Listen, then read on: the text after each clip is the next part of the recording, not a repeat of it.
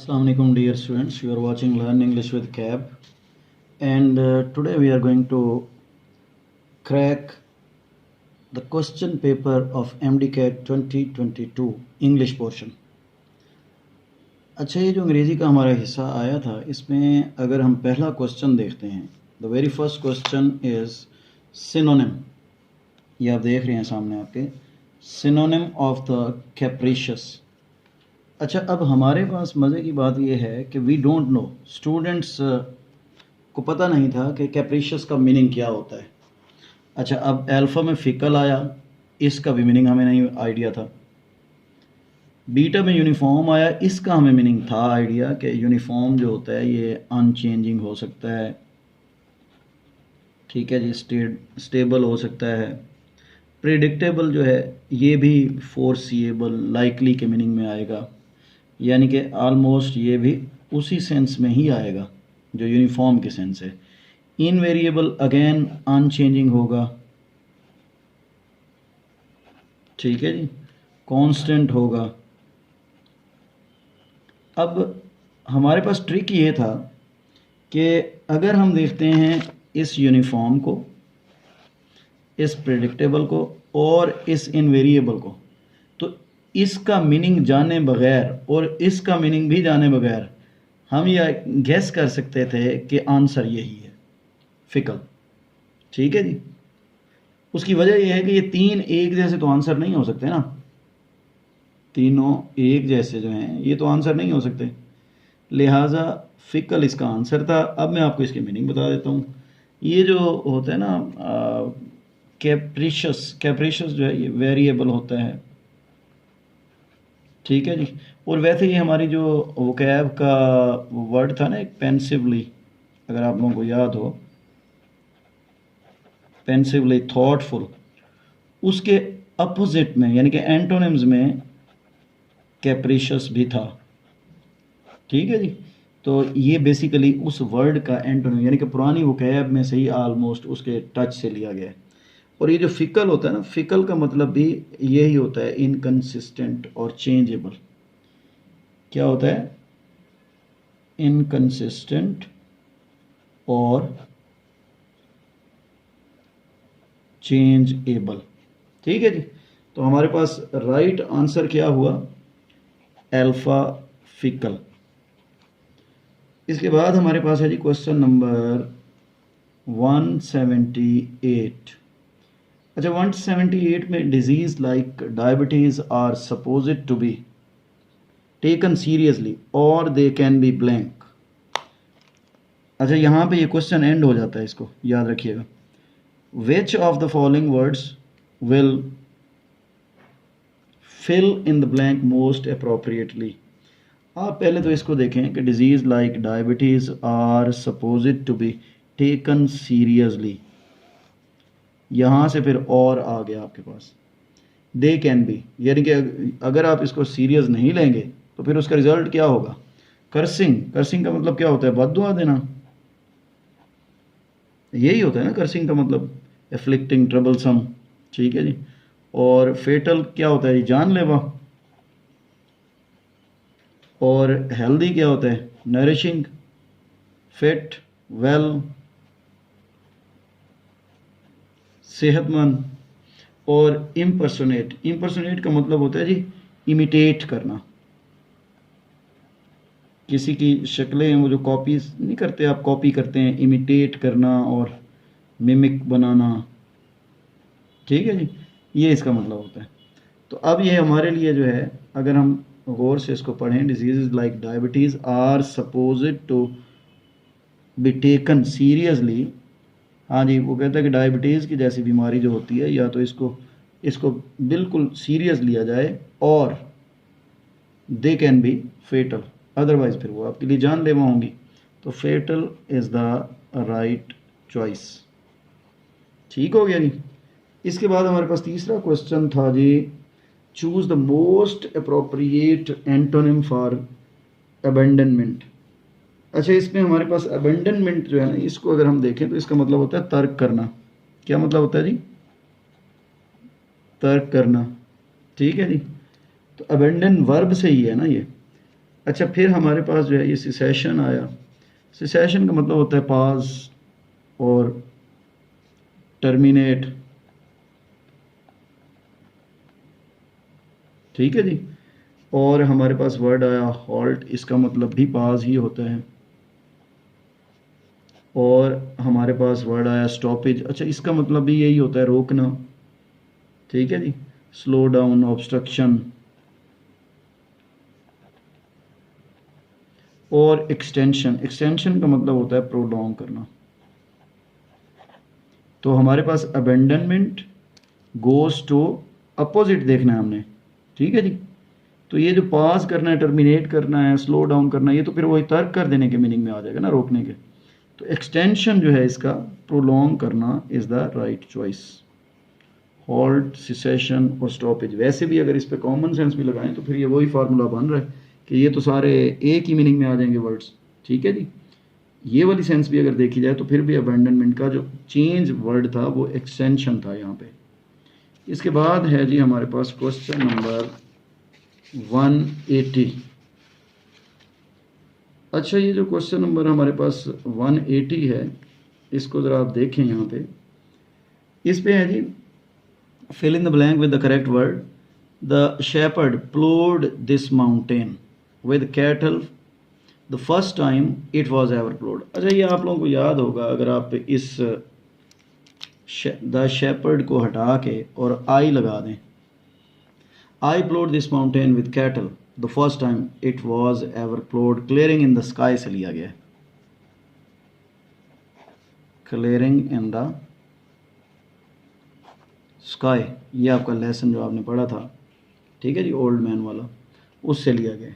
अच्छा, दोनों ये जो काम है ना, I ploughed this mountain with a cattle the first time it was ever ploughed, यानी कि ये बेसिकली दोनों काम पास्ट की हैपनिंग है और एक ही टाइम में हो रहे हैं।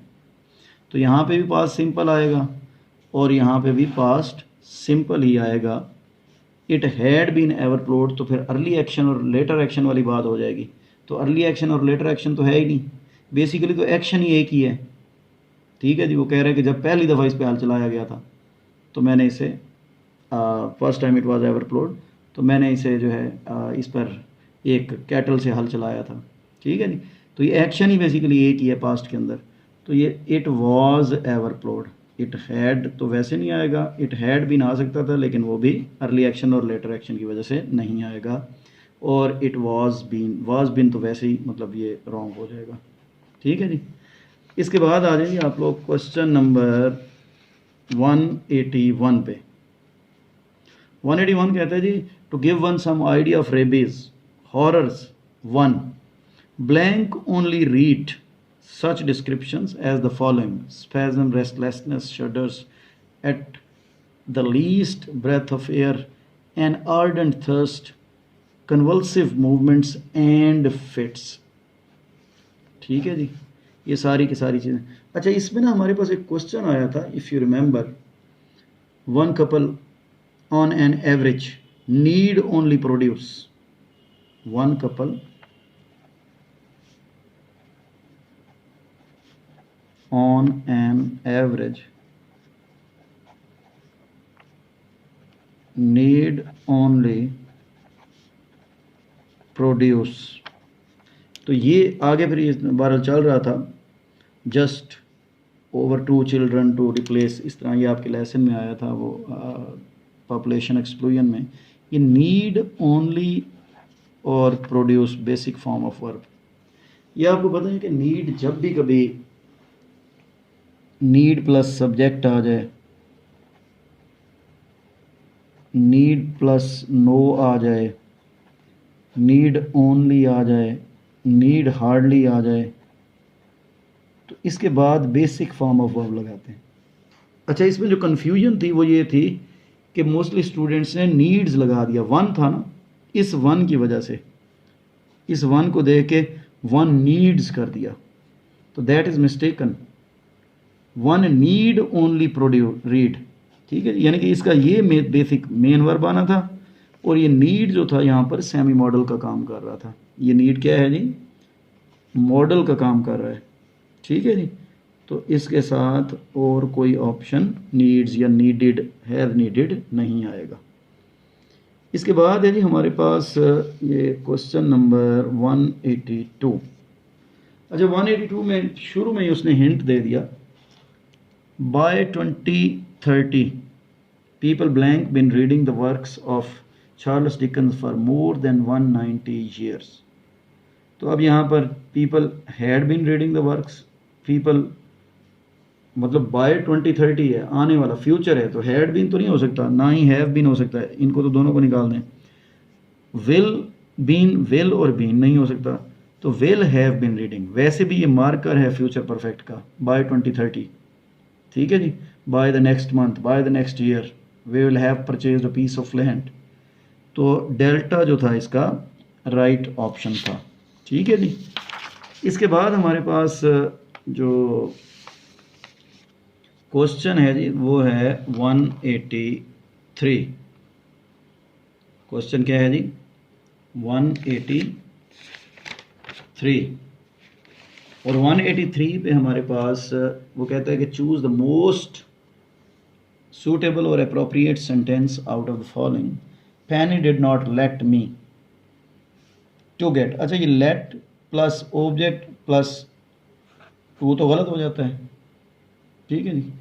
तो Penny did not, Penny was leaving me to get, Penny was leaving me to get, यहाँ पर्पज नहीं बन सकता, फिर गलती है। Penny did not let me get, let me get, ये ठीक समझ आ रहा है। ये जो पॉजिटिव का हमारे पास स्ट्रक्चर है, let plus object plus basic form of verb, तो ये इस पे अप्लाई हो रहा है। Penny had not let me get my book, तो पेनी हैड के बाद तो फिर ऑब्वियसली उसकी थर्ड फॉर्म आनी चाहिए, तो ये भी यहाँ पे सेंस क्लियर नहीं कर रहा। Charlie is the right option, बाकी सारे इसमें रॉन्ग हैं। 184 की अगर हम बात करते हैं तो when which one of the following is correct, we visited Istanbul, Turkey and column, Hong Kong last summer. अच्छा ये हमारे पास जो है ना, ये बेसिकली पहले तो इस बात को समझें कि इस्तांबुल टर्की, विजिटेड के बाद कोमा नहीं आ सकता, that is the mistake. Verb के बाद कभी भी कोमा नहीं आता, कोई भी लिस्ट आप इंट्रोड्यूस करवा रहे हो, नाउन के बाद आता होता है अगर आएगा तो। जैसे यहाँ पे देखें वी विजिटेड और ये इसने दे दिया है कॉलन, ये भी गलत है, ये भी गलत था, ठीक है जी। तो ये तो दोनों ऑप्शन वैसे ही उड़ गए। आगे आ जाए, we visited Istanbul, Turkey, Colombo, Hong Kong last summer, तो इसमें एंड आना चाहिए था एंड में, ये भी हमारा रॉन्ग ऑप्शन हो गया। यानी कि लिस्ट तो दे दिया उसने, ये 1, ये 2, ये 3, ये 4। अच्छा इसमें मज़े की बात यह है कि कन्फ्यूजन ये भी है कि टर्की तो इस्तांबुल तो है ही टर्की का सिटी, तो बेसिकली तो ये कहना चाह रहा था ना कि we visited Istanbul in Turkey and Kowloon in Hong Kong, ठीक है जी। तो आगे डेल्टा को देखें, we visited Istanbul in Turkey and column Hong Kong last summer, तो delta is the right choice here, ठीक है जी। इसके बाद है जी हमारे पास क्वेश्चन नंबर 185। अच्छा क्वेश्चन नंबर 185 में अगर आप देखें, विच of the following sentence is correct, which of the following sentence is correct. पहले तो इसका ये देखें कि इसका डिफरेंस क्या है, ये मैंने डिफरेंस इसके निकाले हुए हैं। इसमें जो डिफरेंसेस थे वो ये थे, हाउ कुड सारा परसाड, पता नहीं क्या स्पेलिंग दे दिया उसने, फिर यहाँ पे परसुएड दे दिया, फिर यहाँ पे परसुआड दे दिया, इसमें परसुएड दे दिया, तो पैरसुएड दे दिया, ये स्पेलिंग, ये बेसिकली स्पेलिंग की मिस्टेक का क्वेश्चन था। ये क्या था, स्पेलिंग की मिस्टेक का क्वेश्चन था, बाकी सारी स्टेटमेंट ठीक थी। तो हाउ कुड सारा परसुएड, अब परसुएड के स्पेलिंग जो हैं वो किस में ठीक हैं, परसुएड के स्पेलिंग PERSUADE ये ठीक हैं, तो beta is the right choice. ये यहाँ पे स्पेलिंग की मिस्टेक, ये भी यहाँ पे स्पेलिंग की मिस्टेक, ये भी यहाँ पे स्पेलिंग की मिस्टेक थी। इसके बाद है जी हमारे पास question number 186। Natasha can play a piano and a violin. अच्छा, ये हमने म्यूज़िकल इंस्ट्रूमेंट्स के साथ हमने आर्टिकल के टॉपिक में पढ़ते हैं हम कि musical instruments are preceded by, name of musical instruments are preceded by definite article the. तो द पियानो द वायलिन होना चाहिए, ठीक है जी। तो यहाँ पे तो आ गया, ये मिस्टेक है, यहाँ पे भी ये मिस्टेक है, ये ठीक है और यहाँ पे भी ठीक है, लेकिन बाकी के ऑप्शन भी देखते हैं। यहाँ पे ये मिस्टेक है, ठीक है जी, और यहाँ पे प्ले पियानो यहाँ पे लगाया ही नहीं है, और यहाँ पे भी नो आर्टिकल, ये गलती हो गई। तो बेसिकली हमारे पास beta is the right choice, यानी कि Natasha can play the piano and the violin. ठीक हो गया जी। इसके बाद है जी हमारे पास question number 187। Question number 187 says distribute the handouts blank the candidates. अच्छा, अब इसमें ना हमारे पास हम एक मतलब रूल होता है, वैसे तो मतलब इसकी जो पॉसिबल मिस्टेक बनती थी वो तो बनती थी बिटवीन के साथ। हम लोग कहते हैं कि बिटवीन एंड अमंग, हम लोग ये कहते हैं कि बिटवीन जो होता है ये दो के लिए होता है, अमंग जो होता है ये दो से ज़्यादा के लिए होता है। एक और सेंस भी होती है इसकी कि बिटवीन जो है नेम्ड चॉइसेस के लिए होता है, चाहे एक दो से ज़्यादा भी हों, और अमंग जो होता है ये अननेम्ड चॉइसेस के लिए होता है। ठीक है जी। तो distribute the handouts blank the candidates, तो ये अमंग द कैंडिडेट्स आना था इन टू, और ये तो वैसे ही नहीं आने थे। ठीक है जी। ये तो प्रेपोजिशंस की मिस्टेक्स यहाँ पे हैं, इन और ऑन। ऑन तो वैसे ही मतलब यहाँ बनता नहीं है। इसके बाद 188 है जी, चूज द करेक्ट सेंटेंस।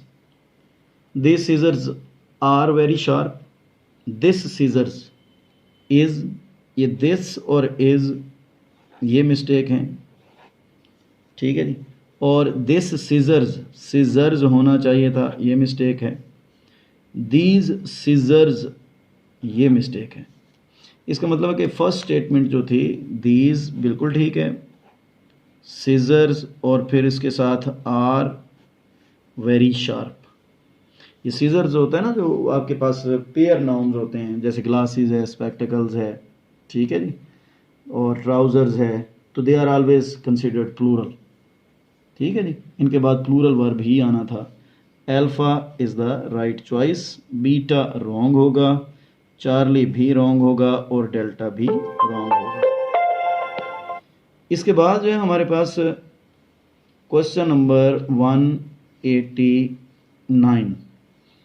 अच्छा, क्वेश्चन नंबर 189 पे जो है, I do not enjoy being laughed at by other people। पहले तो इसका डिफरेंस निकालें। being laughed, laughing, ठीक है जी, और I am not enjoying laughing by other people। I do not enjoy, I do not, और फिर आगे enjoying, ये तो वैसे ही मतलब गलत हो गया, ये तो हो नहीं सकता। I am not enjoying laughing by other people, नहीं, ये पैसिव स्ट्रक्चर यहाँ पे चाहिए, तो ये भी गड़बड़ हो गया। I did not enjoy laughing by, ये भी गड़बड़ हो गया क्योंकि हमारे पास पैसिव स्ट्रक्चर इज नीडेड। तो बेसिकली इसमें जो एक टेक्निकलिटी थी ना वो ये थी कि आपने ये जो लाफ्ड आर एट है इससे नहीं घबराना कि ये बाय, ये हम पैसिव जब पढ़ाते हैं आपको तो उसमें हम बताते होते हैं कि जब फ्रेजल वर्ब्स आएंगी तो उनके साथ बाय वैसे का वैसे ही आ जाएगा। आपने इस बात से बिल्कुल भी परेशान नहीं होना कि ये डबल प्रेपोजिशन आ गई है। ठीक है जी।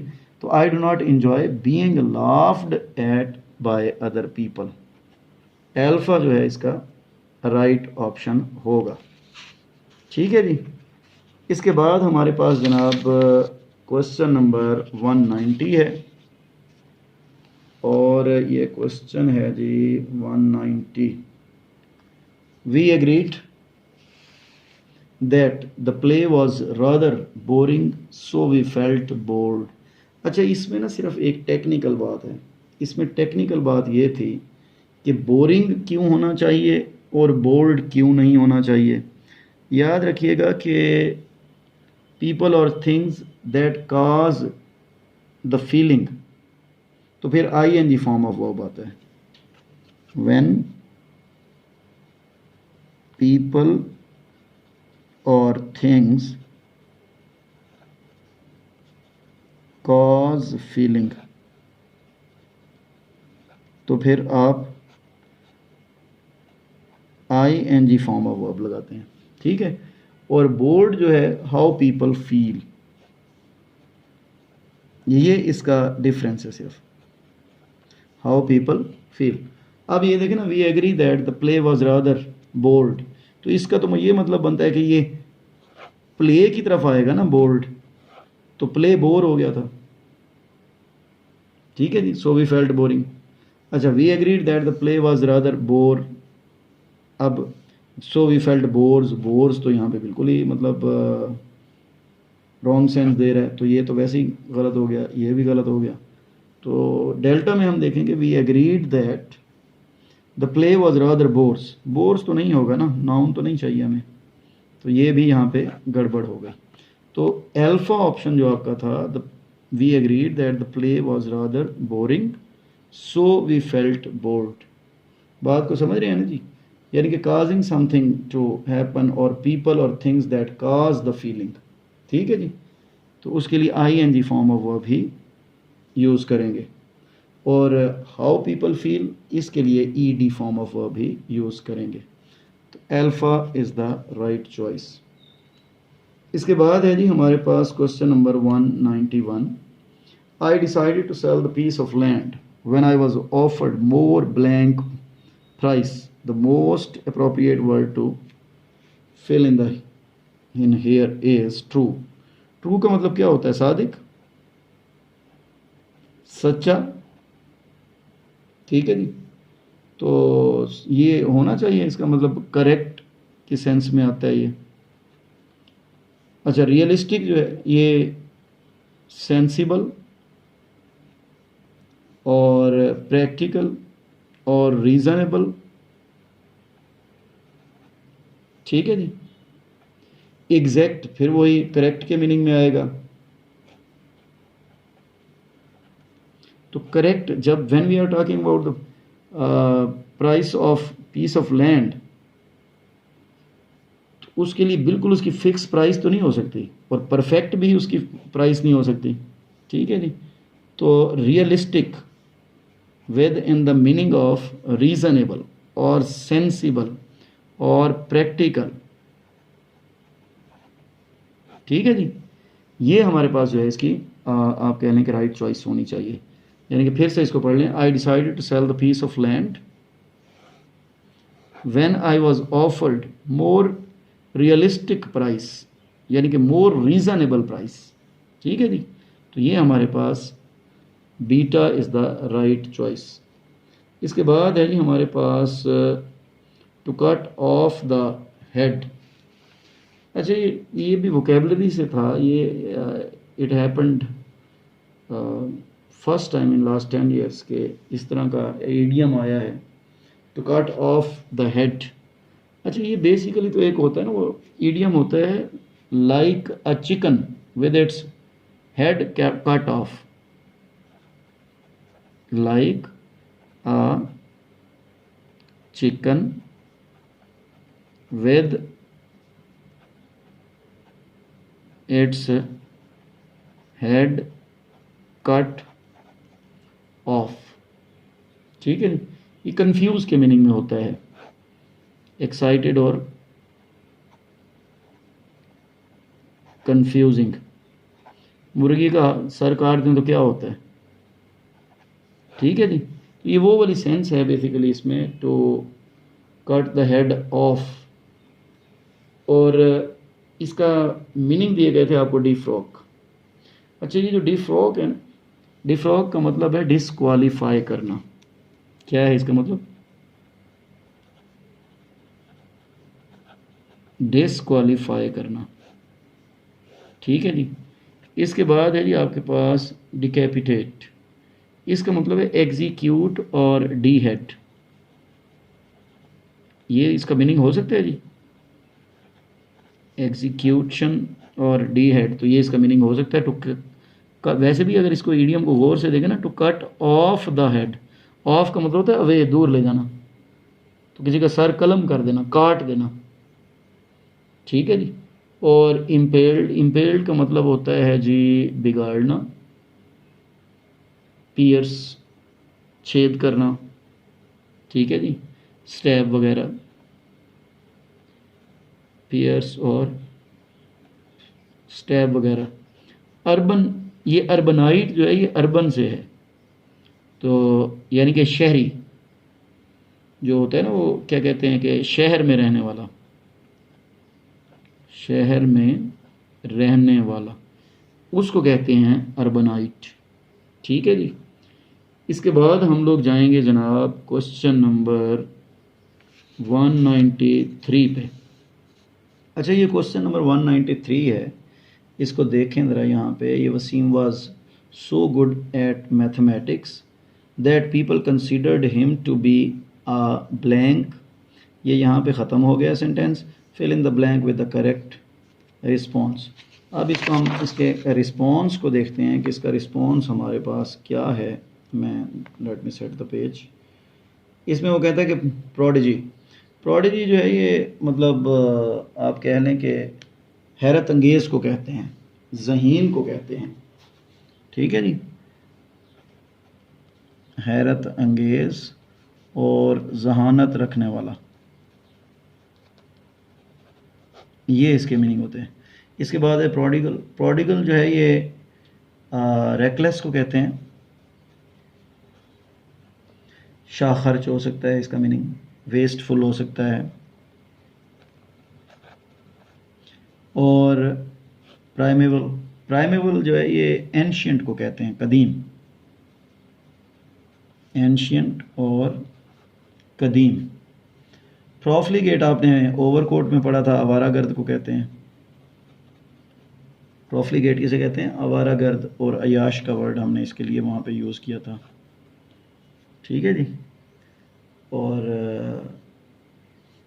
क्या होना चाहिए जी फिर यहाँ पे? Wasim was so good at mathematics, Wasim was so good at mathematics that people considered him to be prodigy, obviously alpha, ठीक है जी। बाकी सारे रॉन्ग ऑप्शन है। इसके बाद है जी हमारे पास ये एक लास्ट क्वेश्चन है और ये बड़ा टेक्निकल क्वेश्चन था। The newly elected president, newly elected president subject 1 है एंड CEO सब्जेक्ट 2 है और ये इसका डिटर्मिनर है, यानी कि इसके लिए भी यही डिटर्मिनर है और इसके लिए भी यही डिटर्मिनर था। इसका मतलब है कि ये बंदा एक ही था और इसके ओहदे 2 थे।